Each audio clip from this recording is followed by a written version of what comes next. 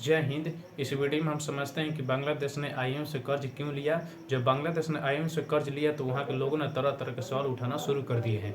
तो क्या इनके लोगों का सवाल उठाना उचित है या अनुचित है? आखिर क्या बांग्लादेश की जो स्थिति है वास्तव में अपने बड़े भाई कंगाल पाकिस्तान की तरह हो गई है? इसको बारे में हम पूरे डिटेल से इस वीडियो में समझते हैं। तो देखिए, सबसे पहले हम जान लेते हैं कि बांग्लादेश किन किन को कर्ज देता है, वैसे कौन से देश है या उस देश में कौन सी ऐसी समस्याएं आती है जिसके कारण आईएमएफ है उसको लोन प्रोवाइड करता है। तो देखिए, सबसे पहले हम जानते हैं कि आईएमएफ किसे कर्ज देता है।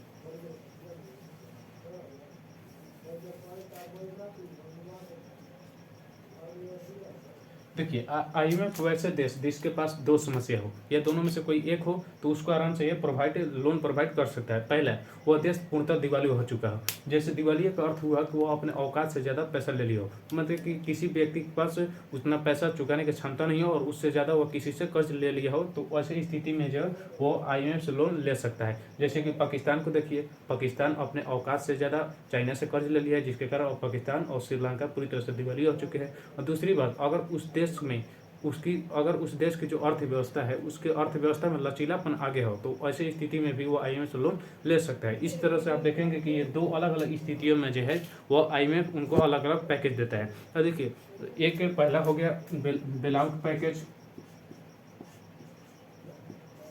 Bail out package.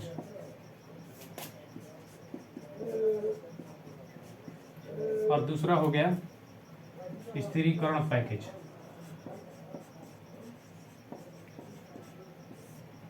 स्थिरीकरण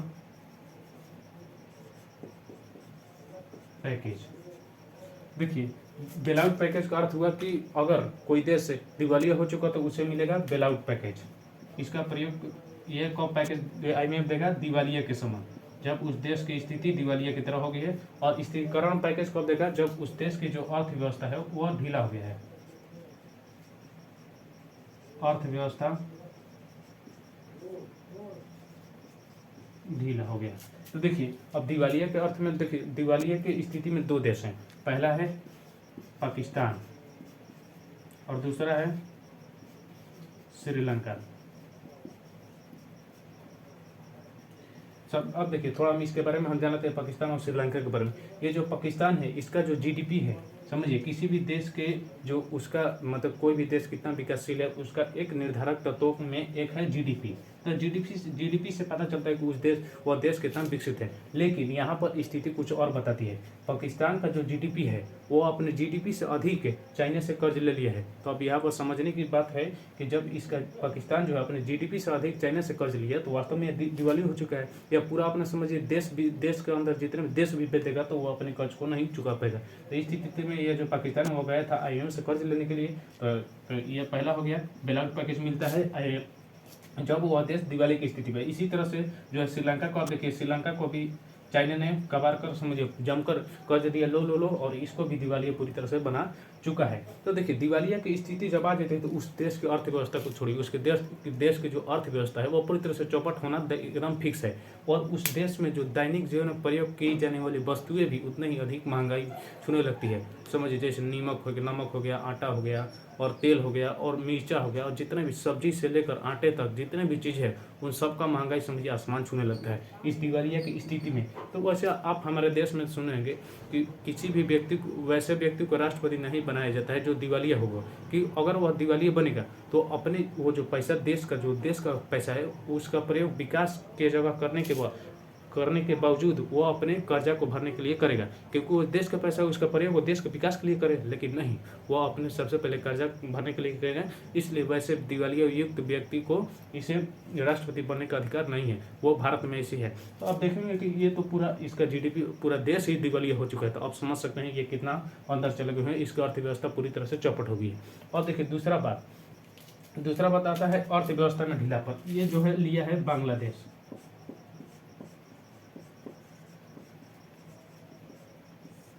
अब देखिए, अब थोड़ा इसका हम अर्थव्यवस्था में ढीलापन के बारे में जानते हैं। देखिए, जब किसी देश को ऐसा लग जाता है कि हमारा जो अर्थव्यवस्था है वो पहले की अपेक्षा अधिक कम होने लगे, मतलब इसमें ढीलापन लचीलापन आने लगा है, तो वो सोचता है कि हम जाएं IMF से ले और तुरंत से जल्द इस समस्या को समाधान करें। मतलब कि बांग्लादेश के ऊपर समस्या आने वाला है, इसका पता चला और ये तुरंत अपने समझिए इसका इलाज में शुरू हो गए। तो लोगों का ये जो सवाल इसका करना है अनुचित पूरी तरह से है। इसको समझना चाहिए कि हमारे देश की जो अर्थव्यवस्था है थोड़ा सा ढीला हो गई है, जिसके कारण बांग्लादेश IMF से कर्ज लेकर अपने देश के अर्थव्यवस्था में जो है संरचनात्मक सुधार करना चाहता है, ताकि इसके जो इसके अर्थव्यवस्था में ढीलापन है वो तुरंत से तुरंत ठीक हो सके। देखिए, कोई भी समस्या जब वो प्रारंभ में स्टार्ट हो तो वो उसको उसी वक्त खत्म करना उचित होता है, चाहे वो जीवन में हो चाहे वो किसी देश को। या आप इसका उदाहरण कोरोना का दे सकते हैं। प्रारंभ में ये छोटा था लेकिन लोगों ने ध्यान नहीं दिया और ये पूरा विकराल रूप ले लिया और पूरे संसार को प्रभावित किया। तो इस तरह से जो है बांग्लादेश है वो अपने अर्थव्यवस्था में थोड़ा सा लचीलापन आने के कारण ये पूरी तरह से इस IMF से कर्ज लिया।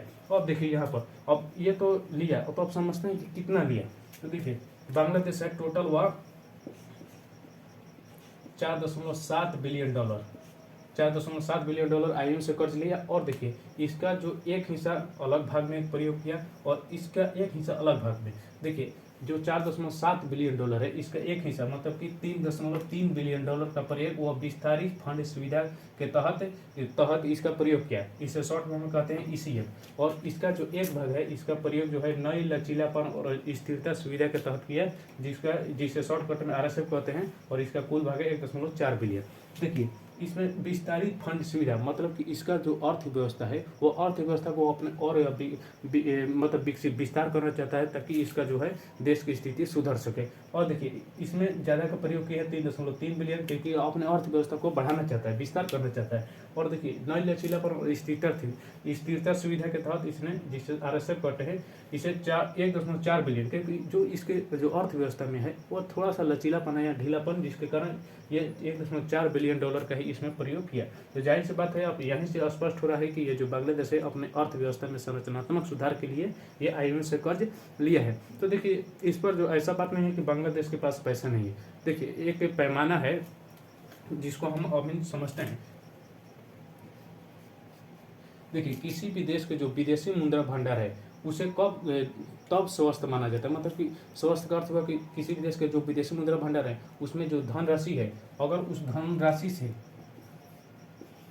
3 मंथ का मतलब 3 महीना का अगर वह आयात देश कर सकता है तो उसकी विदेशी मुद्रा भंडार स्वस्थ है। जैसे कि बांग्लादेश है, बांग्लादेश के विदेशी मुद्रा भंडार जो है उसके पास इतना पैसा होना चाहिए कि वह अपने 3 महीने तक दुनिया के किसी भी देश से आयात कर सकता है। तो ऐसे आप देखेंगे लास्ट दिसंबर 2022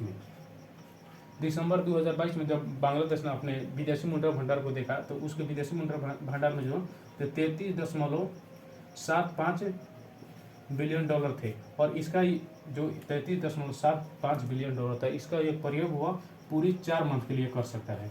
तो जाहिर सी बात है, यहाँ पर आप देखिए 3 महीने के लिए वह देश उसका विदेशी मुद्रा भंडार स्वस्थ मान लिया जाएगा। यहाँ पर ये पूरे इसका 4 मंथ के लिए है। तो जाहिर सी बात है कि बांग्लादेश के जो विदेशी मुद्रा भंडार है वो बिल्कुल ठीक है। थोड़ा सा इसके अर्थव्यवस्था में लचीलापन आया है, जिसके कारण ये तुरंत इसका इलाज कर लिया। यहाँ पर जो सवाल उठाना बिल्कुल अनुचित है और बांग्लादेश और समझिए संकट आने से पहले ये इसका समाधान कर चुका है। तो ये रहा इसकी पूरी कहानी। चलिए, अब यह वीडियो यहीं पर समाप्त होता है। जय हिंद।